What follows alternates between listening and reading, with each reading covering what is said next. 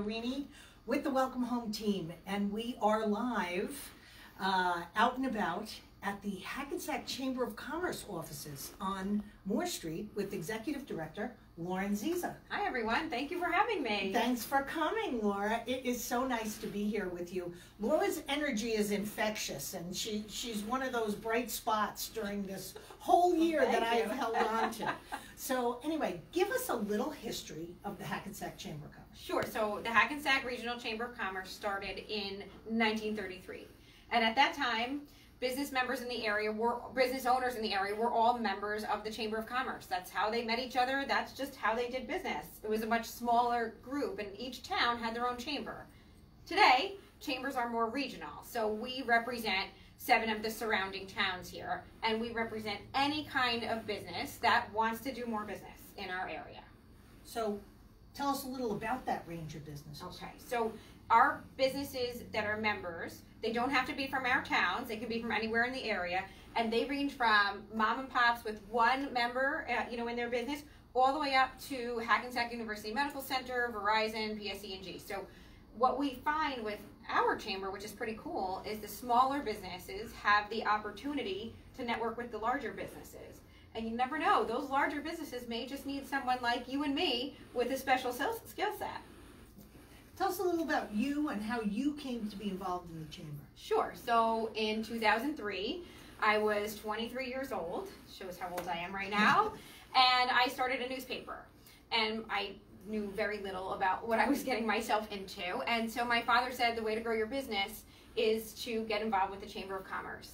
And the woman who was the executive director at the time, Darlene, was amazing. She helped me so much.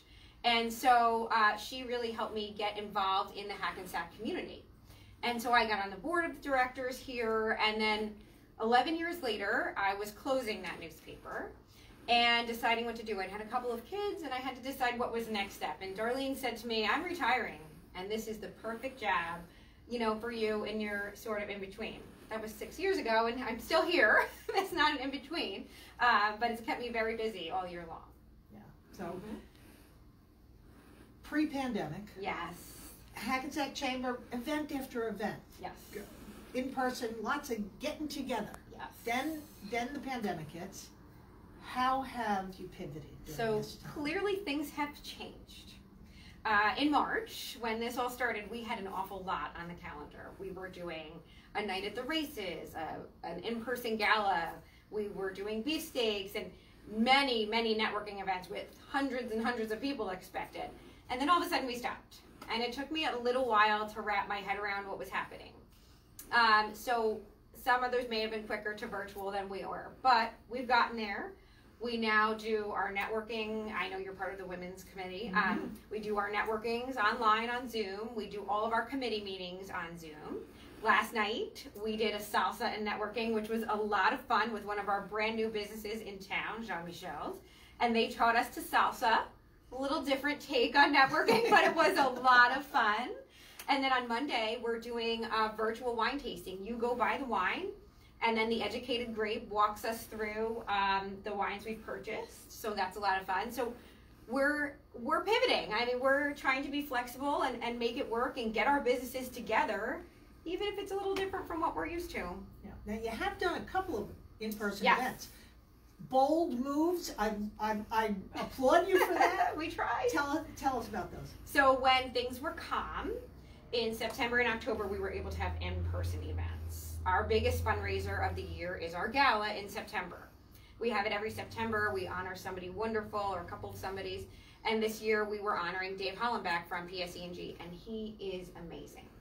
And so I was trying to figure out a way still to do something both for Dave and for the chamber. And so, actually, it was my father's idea, because we've got 2 breweries in town.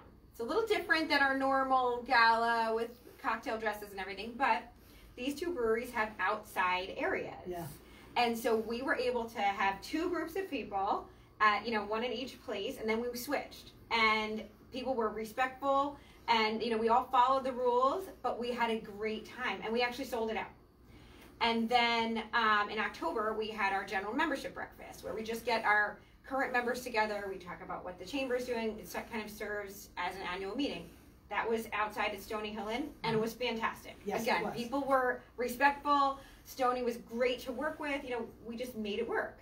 And again, we ran out of chairs. So 2 excellent events that happened in 2020. And then the numbers started rising. So we did have other things on the calendar, but of course we had to pivot.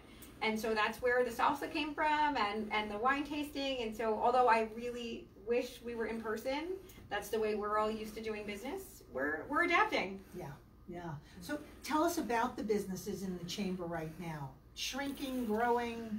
So our membership is going up and down all the time. We have about 350 members. And what we found, of course, over the last few months, some people are gone, unfortunately. And then others are just really struggling. And then in the last, I would say 6 to 8 weeks, we've had an influx of new members. And I think that's because people are saying, okay, one day this will end. And when it ends, how do I get my business back on track? You know, we're all sort of waiting, and eventually this will be better. But yeah, are you going to be ready when it gets better?